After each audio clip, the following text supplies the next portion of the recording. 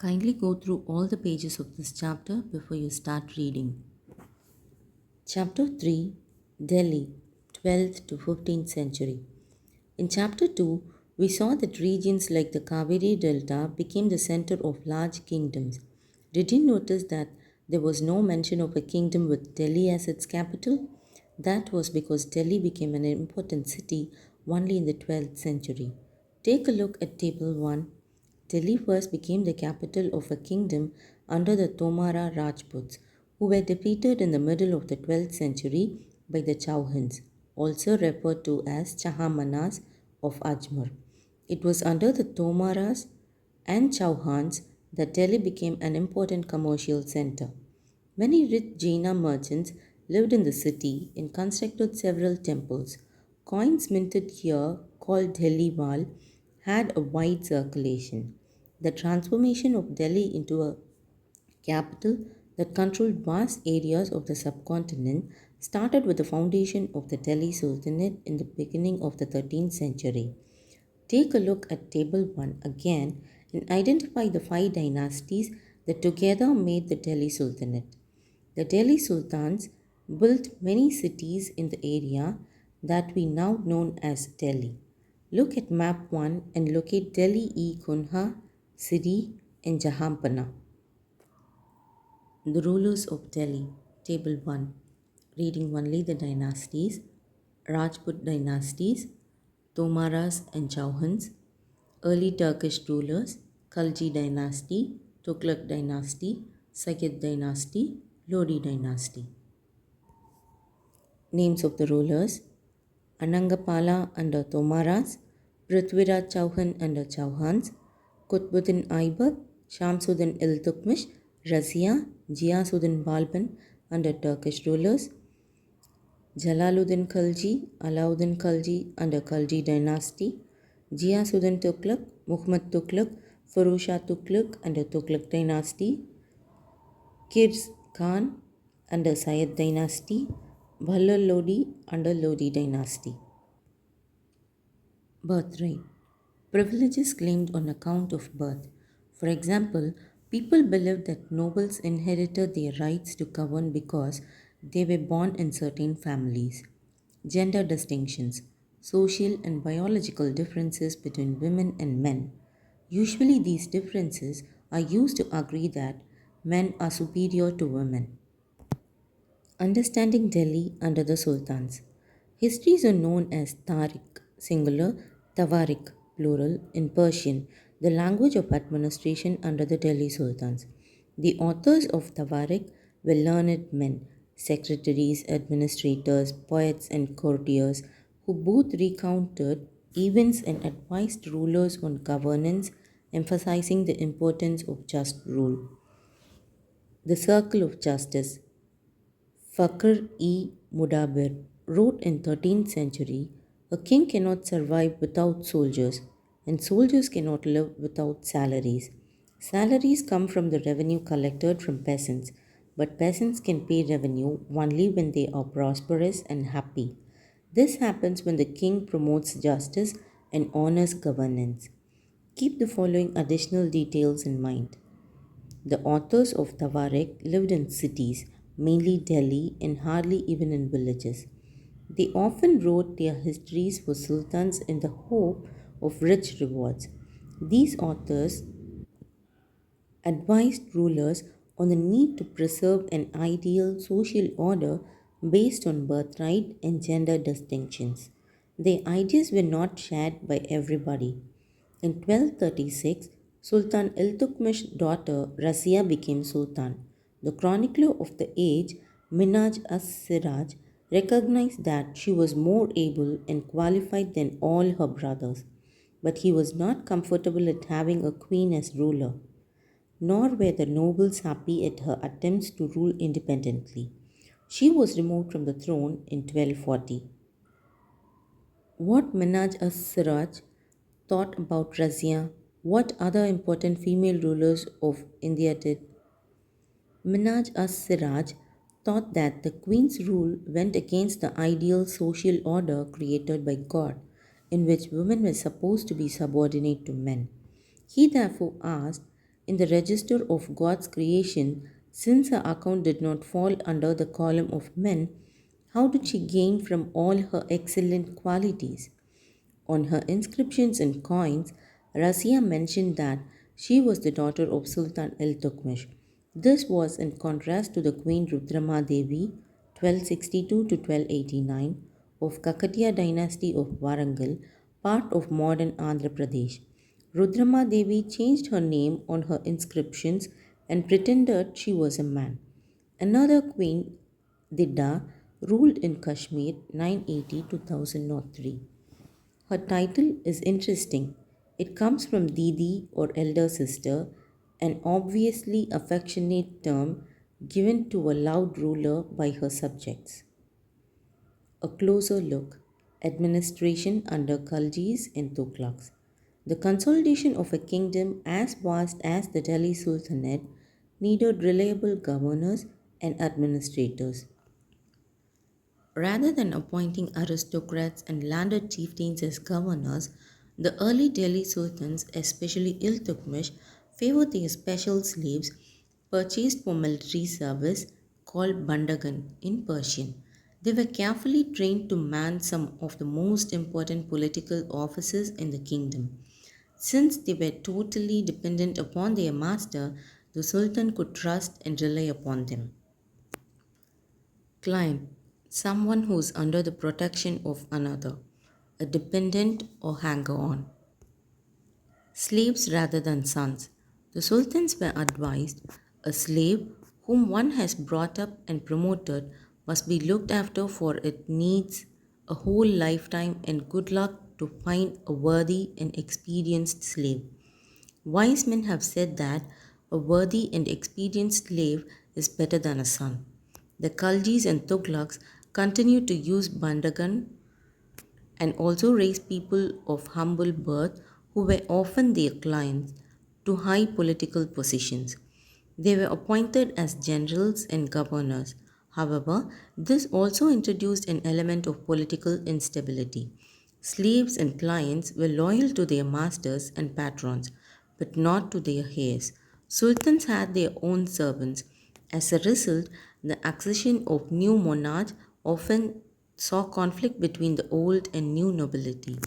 The patronage of these humble people by the Delhi sultans also shocked many elites, and authors of Persian, Tabarik, criticized the Delhi sultans for appointing the low and base born to high offices. Officials of Sultan Mahmud Tughlaq. Sultan Mahmud Tughlaq appointed Aziz Kumar, a wine distiller, Firuz Hajam, a barber, Manka Tabak, a cook, and two gardeners, Lada and Pira, to high administrative posts. Ghiyasuddin Bharani, a mid 14th century chronicler, reported their appointments as a sign of Sultan's loss of political judgment and his incapacity to rule. Like the earlier sultans, the Khalji and Tughlaq monarchs appointed military commanders as governors of territories of varying sizes. These lands were called Iqta and their holder was called Iqtadar or Mukti. The duty of the Muktis was to lead military campaigns and maintain law and order in their Iqtas. In exchange for their military services, the Muktis collected the revenues of their assignments as salary. They also paid their soldiers from these revenues. Control over Muktis was most effective if their office was not inheritable and if they were assigned iktas for a short period of time before being shifted. These harsh conditions of service were rigorously imposed during the reigns of Alauddin Khalji and Muhammad Tughlaq. Accountants were appointed by the state to check the amount of revenue collected by the Muktis. Care was taken by the Mukti collected only the taxes prescribed by the state and that he kept the required number of soldiers. As the Delhi Sultans brought the hinterland of the cities under their control, they forced the landed chieftains, the Samanta aristocrats, and rich landlords to accept their authority. Under Alauddin Khalji, the state brought the assessment and collection of land revenue under its own control. The rights of the local chieftains to levy taxes were cancelled and they were also forced to pay taxes. The Sultan's administrators measured the land and kept careful accounts. Some of the old chieftains and landlords served the Sultanate as revenue collectors and assessors. There were three types of taxes: one on cultivation called kharaj and amounting to about 50% of the peasants' produce, two on cattle, and three on houses. It is important to remember that large parts of the subcontinent remain outside the control of the Delhi sultans. It was difficult to control distant provinces like Bengal from Delhi, and soon after annexing southern India, the entire region became independent. Even in the Gangetic Plain, there were forested areas that Sultanate forces could not penetrate. Local chieftains established their rule in these regions. Sometimes rulers like Aladdin Khalji and Muhammad Tughlaq could force their control in these areas, but only for a short duration. The Mongols under Genghis Khan invaded Transoxiana in northeast Iran in 1219 and Delhi Sultanate faced their onslaught soon after. Mongol attacks on the Delhi Sultanate increased during the reign of Alauddin Khalji and in the early years of Muhammad Tughlaq's rule. This forced the two rulers to mobilize a large standing army in Delhi, which posed a huge administrative challenge. Chieftains and their fortifications. Ibn Battuta, a 14th century traveler from Morocco, Africa, explained that chieftains sometimes fortified themselves in mountains, in rocky, uneven, and rugged places, as well as in bamboo groves. In India, the bamboo is not hollow, it is big. Its several parts are so intertwined that even fire cannot affect them, and they are on the whole very strong. The chieftains live in these forests which serve them as ramparts, inside which are their cattle and their crops. There is also water for them within, that is rainwater which collects there. Hence they cannot be subdued except by powerful armies who, entering these forests, cut down the bamboo with specially prepared instruments.